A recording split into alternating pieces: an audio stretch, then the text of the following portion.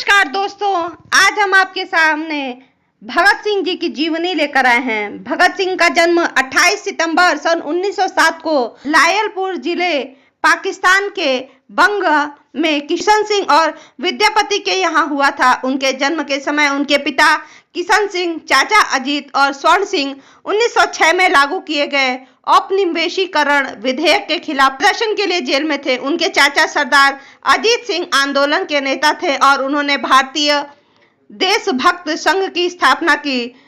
चेनाब नहर colony bill के खिलाफ किसानों को संगठित करने में उनके मित्र सैयद हैदर रजा ने उनका अच्छा साथ दिया। अजीत सिंह के खिलाफ 22 मामले दर्ज थे और उन्हें ईरान भागने के लिए मजबूर किया गया था। इसके अलावा उनका परिवार गदर पार्टी का समर्थक था और घर में राजनीतिक रूप से जागरूक माहौल ने युवा भगत सिंह के दिल में देशभक्ति की भावना पैदा कर दी। भगत सिंह ने अपने गांव के स्कूल में 5वीं कक्षा तक पढ़ाई की, जिसके बाद उनके पिता किशन सिंह ने उन्हें लाहौर के दयानंद एंग्लो वैदिक हाई स्कूल में दाखिला दिलाया। बहुत कम उम्र में भगत सिंह ने महात्मा गांधी द्वारा शुरू किए गए असहयोग आंदोलन का अनुसरण किया। भगत सिंह ने खुले तौर पर अंग्रेजों को ललकारा था और सरकार द्वारा प्रायोजित पुस्तकों को जलाकर गांधी जी की इच्छाओं का पालन किया। यहाँ तक कि उन्होंने लाहौर के नेशनल कॉलेज में दाखिला लेने के लिए स्कूल छोड़ दिया। उनके किशोर दिनों के दौरान 2 घटनाओं ने उनके मजबूत देशभक्ति के दृष्टिकोण को आकार दिया। सन 1919 में जलियांवाला बाग मस्करे और 1921 में नानकाना साहिब में निहत्थे अकाली प्रदर्शनकारियों की हत्या उनका परिवार स्वराज प्राप्त करने के लिए अहिंसक दृष्टिकोण की गांधीवादी विचारधारा में विश्वास करता था। भगत सिंह ने भारतीय राष्ट्रीय कांग्रेस और असहयोग आंदोलन के पीछे के कारणों का भी समर्थन किया। चौरा चौरी घटना कांड के बाद गांधी जी ने असहयोग आंदोलन को वापस लेने का आह्वान किया। फैसले से नाखुश भगत सिंह ने गांधी जी की अहिंसक कार्यवाही से खुद को अलग कर लिया और युवा क्रांतिकारी आंदोलन में शामिल हो गए।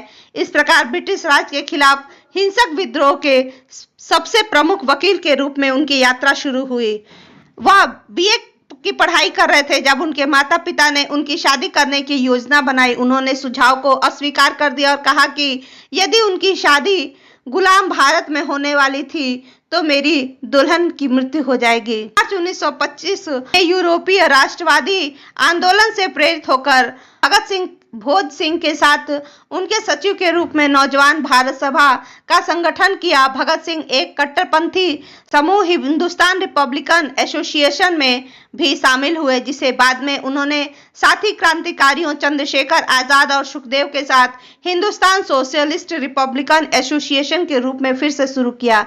शादी करने के लिए मजबूर नहीं करने के आश्वासन मिलने के बाद वह अपने माता पिता के घर लाहौर लौट आए। उन्होंने कीर्ति किसान पार्टी के सदस्यों के साथ संपर्क स्थापित किया और पत्रिका कीर्ति में नियमित रूप से योगदान देना शुरू किया। एक छात्र के रूप में भगत सिंह एक उत्साही पाठक थे और वे यूरोपीय राष्ट्रवादी आंदोलन के बारे में पढ़ते थे। फ्रेडरिक एंगल्स और कार्ल मार्क्स के लेखन से प्रेरित होकर उनकी राजनीतिक विचारधारा ने आकार लिया और उनका झुकाव समाजवादी दृष्टिकोण की ओर हो गया। प्रारंभ में भगत सिंह की गतिविधियां ब्रिटिश सरकार के विरुद्ध संक्षिप्त लेख लिखने, सरकार को उखाड़ फेंकने के उद्देश्य से एक हिंसक विद्रोह के सिद्धांतों को रेखांकित करने, मुद्रित करने और वितरित करने तक सीमित थी। युवाओं पर उनके प्रभाव और अकाली आंदोलन के साथ उनके सहयोग को देखते हुए वह सरकार के लिए एक रुचि के व्यक्ति बन गए। पुलिस ने उन्हें 1926 में लाहौर में हुए बमबारी मामले में गिरफ्तार किया। उन्हें 5 महीने के बाद 60,000 रुपए के बॉन्ड पर रिहा कर दिया गया। 30 अक्टूबर 1928 को लाला लाजपत राय ने सभी दलों के जालूस का नेतृत्व किया और साइमन कमीशन के आगमन के विरोध में लाहौर रेलवे स्टेशन की ओर मार्च किया। पुलिस के प्रदर्शनकारियों की प्रगति को विफल करने के लिए एक क्रूर लाठीचार्ज का सहारा लिया। टकराव ने लाला लाजपत राय को गंभीर चोटों के साथ छोड़ दिया और उन्होंने 17 नवंबर 1928 को अपनी चोटों के कारण दम तोड़ दिया। लाला लाजपत राय की मौत का बदला लेने के लिए भगत सिंह और उनके सहयोगियों ने जेम्स ए स्कॉट की हत्या की साजिश रची, जो पुलिस अधीक्षक थे। माना जाता है कि लाठीचार्ज का आदेश दिया गया। क्रांतिकारियों ने स्कॉट के रूप में सहायक पुलिस अधीक्षक जेपी सौंडल को गलत तरीके से मार डाला। भगत सिंह ने अपनी गिरफ्तारी से बचने के लिए जल्दी से लाहौर छोड़ दिया। बचने के लिए उन्होंने अपनी दाढ़ी मुड़वा ली और बाल कटवा दिए, जो सिख धर्म के पवित्र सिद्धांतों का उल्लंघन थे। डिफेंस ऑफ इंडिया एक्ट के निर्माण के जवाब में हिंदुस्तान सोशलिस्ट रिपब्लिकन एसोसिएशन ने विधानसभा परिसर के अंदर एक बम विस्फोट करने की योजना बनाई, जहां अध्यादेश पारित था। 8 अप्रैल सन 1929 को भगत सिंह और बटुकेश्वर दत्त ने असेंबली के गलियारों में बम फेंका, इनकलाब जिंदाबाद और हवा में अपनी मिसाइल को रेखांकित करते हुए पर्चे फेंके।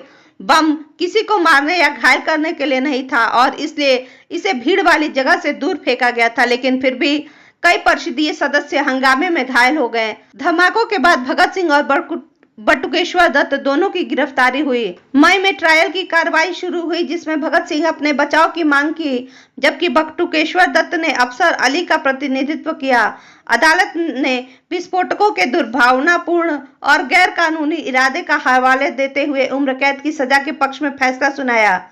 सजा सुनाए जाने के तुरंत बाद पुलिस ने लाहौर में HSRA बम फैक्ट्रियों पर छापा मारा और कई प्रमुख क्रांतिकारियों को गिरफ्तार किया। इन व्यक्तियों हंसराज बोहरा, जयगोपाल और फणींद्रनाथ घोष ने सरकार के लिए अनुमोदन किया, जिसके कारण सुखदेव सहित कुल 21 गिरफ्तारियां हुई। जतींद्रनाथ दास, राजगुरु और भगत सिंह को लाहौर षड्यंत्र मामले में सहायक अधीक्षक सैंडर्स की हत्या और बम निर्माण के लिए फिर से गिरफ्तार किया गया। 28 जुलाई 1929 को न्यायाधीश राय साहिब पंडित श्री कृष्ण की अध्यक्षता में विशेष सत्र अदालत में 28 आरोपियों को गिरफ्तार कर मुकदमा शुरू किया गया। इस बीच भगत सिंह और उनके सभी कैदियों ने श्वेत बनाम देशी केंद्रियों के उपचार में पक्षपातपूर्ण अंतर के विरोध में अनिश्चितकालिक भूख हड़ताल की घोषणा की। राजनीतिक कैदियों के रूप में मान्यता देने की मांग की। भूख हड़ताल ने प्रेस में जबरदस्त ध्यान आकर्षित किया। अपनी मांगों के पक्ष में प्रमुख सार्वजनिक समर्थन इकट्ठा किया। 63 दिनों तक चले लंबे उपवास के बाद जतींद्रनाथ दास की मृत्यु नकारात्मक जनमत के कारण अधिकारियों के प्रति तीव्र हो गई। 5 अक्टूबर सन 1929 को भगत सिंह ने अंततः अपने पिता और कांग्रेस नेतृत्व के अनुरोध पर अपना 116 दिनों का उपवास तोड़ा। कानूनी कार्रवाई की धीमी गति के कारण न्यायमूर्ति जे कोल्ड स्टीम, न्यायमूर्ति आगा हैदर और न्यायमूर्ति GC हिल्टन से युक्त एक विशेष न्यायाधिकरण की स्थापना 1 मई 1930 को वायसराय इरविन के निर्देशन पर की गई। न्यायाधिकरण को आगे बढ़ाने का अधिकार दिया गया। अभियुक्तों की उपस्थिति के बिना एक तरफा मुकदमे चलाए गए, जो शायद ही सामान्य कानूनी अधिकार दिशा निर्देशों का पालन करते थे। ट्रिब्यूनल ने 7 अक्टूबर 1930 को अपना 300 पन्नों का फैसला सुनाया, जिसमें सैंडर्स हत्या में सिंह, सुखदेव और राजगुरु के शामिल होने की पुष्टि हुई और उन्हें मौत तक की सजा सुना दी गई। 23 मार्च सन 1931 को सुबह 7:30 बजे भगत सिंह को उनके साथियों राजगुरु, सुखदेव के साथ लाहौर जेल में फांसी दी गई। ऐसा कहा जाता है कि तीनों अपने पसंदीदा नारे इनकलाब जिंदाबाद और ब्रिटिश साम्राज्यवाद के साथ नीचे का उच्चारण करता हुए फांसी पर खुशी खुशी चढ़ गए। सतलज नदी के तट पर हुसैनीवाला में भगत सिंह और उनके साथियों का अंतिम संस्कार किया गया। भगत सिंह के ऊपर शहीद 1965, the legend of Bhagat Singh 2002 जैसी कई फिल्में बन चुकी हैं। भगत सिंह से जुड़े गाने मोहे रंग दे बसंती चोला और सरफरोशी की तमन्ना जैसे गीत आज भी भारतीयों के मन में अपनी विशेष स्थान रखते हैं। भगत सिंह के विचारों से संबंधित कई लेख, किताबें और पत्र पत्रिकाएं आज भी हमें देखने को मिलती हैं। धन्यवाद दोस्तों। यदि आपको इनकी जीवनी अच्छी लगी हो तो प्लीज़ इसे लाइक, शेयर, सब्सक्राइब करना ना भूलें।